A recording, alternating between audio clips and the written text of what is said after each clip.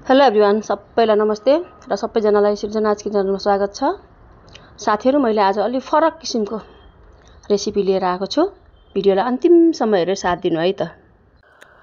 साथीहरु, मैले यहाँ 250 ग्राम रिठा लिएको छु सबभन्दा पहिला त। अनि त्यस्तै गरेर 150 ग्राम, त्यसको आधा 150 ग्राम मैले सिकाकाई पनि लिएको छु।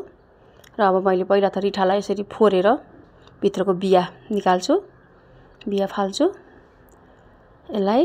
अनि त्यस्तै गरेर सिकाकाईको पनि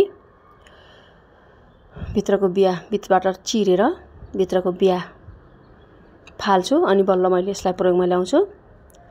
यसको बिया फाल्दै छु साथीहरु।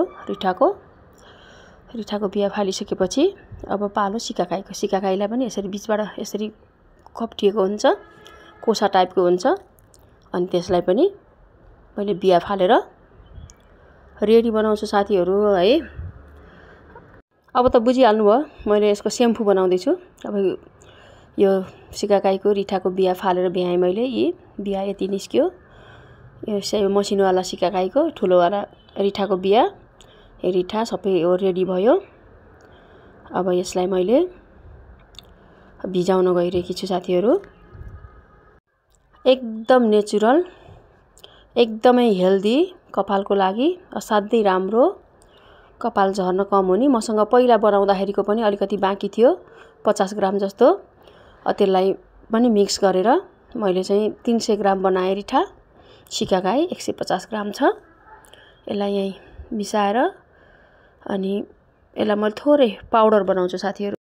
हल्का दरदरा पिसेर पाउडर बनाउँछु ताकि यो चाहिँ छिटो भिजोस् अनि बनाउन सजिलो होस् भन्नको लागि। पुरै होइन, दरदरा खालको, सबै पिसिँदैन। अब यसलाई मैले भिजाएर राख्छु। अब सुरुमै हेर्नु न फिँज कस्तो राम्रो। यसमा अब मैले प्याजको बोक्रा, कपालको लागि एकदमै राम्रो। त्यसपछि 1 चम्चा, ठुलो चम्चाको आलस, अनि फेरि घरमै बनाएको अमला पाउडर पनि यसरी। अनि त्यसपछि यो निम पाउडर, अनि त्यसका साथै यो 1 चम्चा मेथी पाउडर। यो सबै हाम्रो बालको लागि, कपालको लागि एकदमै बेनिफिट, एकदमै राम्रो, एकदमै हेल्दी। अब यो होल नाइट भिज्नको लागि रहन्छ, होल नाइट भिज्नको लागि। र हाम्रो नानीले पनि चलाइन्। यिनले चलाएर अब रातभरि भिजिसकेपछि बिहानपख यस्तो भयो साथीहरु। एकदमै भिजेर मज्जाले भिजेको छ। फिँजहरू कस्तो राम्रो। अनि यो मैले चाहिँ यसलाई अब बनाएँ 1600 डिग्री सेल्सियसमा उमाल्न पकाउन सुरु गरेँ। पाक्दै छ मजाले, बाक्लो पनि हुँदैछ, फिँज पनि मजाले आउँदैछ। हाम्रो चाहिँ सासुबुहारीको कपाल नुहाउँदाखेरि बाल चाहिँ बाथरुमभरि हुन्थ्यो साथीहरु। 5-6 महिना भयो यो प्रयोग गर्न थालेको। अहिले हाम्रो चाहिँ कपालको चाहिँ लगभग 90% चाहिँ हाम्रो कपाल झर्न कम भएको छ। कपाल पनि कालो कालो हुँदै गएको छ। र हेर्नु कस्तो बाक्लो भयो। मैले चाहिँ अब यसलाई लगभग अब पकाउन कम्तीमा 40 मिनेट जति यसलाई मजाले पकाएँ, मिडियम फ्लेममा, मिडियम आँचमा। र अनि फिँज पनि कति राम्रो आएको छ। ल हेर्नुस्, अब फिँज अब यहाँ यस्तो राम्रो आए पनि अब नुहाउने बेलामा त अलिक अर्को भन्दा, अब किनेको बजारको स्याम्पु भन्दा त अलिक कमै हुन्छ साथीहरु। त्यसलाई चाहिँ अलिकति गर्नै पर्छ, स्वीकार्नै पर्छ। नुहाउँदाखेरि बालमा लाउँदा एकदमै त्यो हाम्रो चाहिँ पहिलाको जस्तो स्याम्पु, हामीले बजारमा किनेको जस्तो स्याम्पुको त आउँदैन। तर पनि हामीलाई चाहिँ इनफ हुन्छ। यसको फिँजले हाम्रो कपालको मैला फाल्ने काम गर्छ। फिँज आउँछ। यो कति बाक्लो भयो। ल अब मैले चाहिँ यसको फ्लेम बन्द गर्दैछु। यो एकदमै राम्रो भइरहेको छ अनि एकदमै राम्रो छ। अनि अब हाम्रो चाहिँ इन्टरनल प्रब्लम छैन भने हाम्रो कपालको चाहिँ 75% प्रब्लम सल्भ हुन्छ जस्तो लाग्छ मलाई यसले। किनभने आफूले प्रयोग गरेको भएर थाहा भयो नि त है। अब हजुरहरूले नि यसरी नै प्रयोग गर्नु होला। र अब मैले फ्लेम अफ गर्दैछु।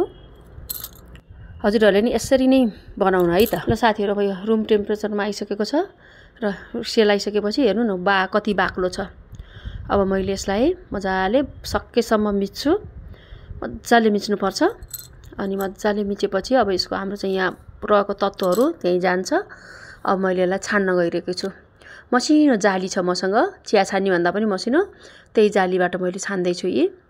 मसिनो जालीबाट छान्दैछु। यसरी पहिला आफ्नो रसहरू यसरी छान्ने। ल यसरी छानिसकेपछि रको निकाल्छु। अनि त्यसलाई पनि मैले फेरि रहेकोमा नि अलिअलि रहेकोलाई पनि मैले फेरि छान्छु साथीहरू।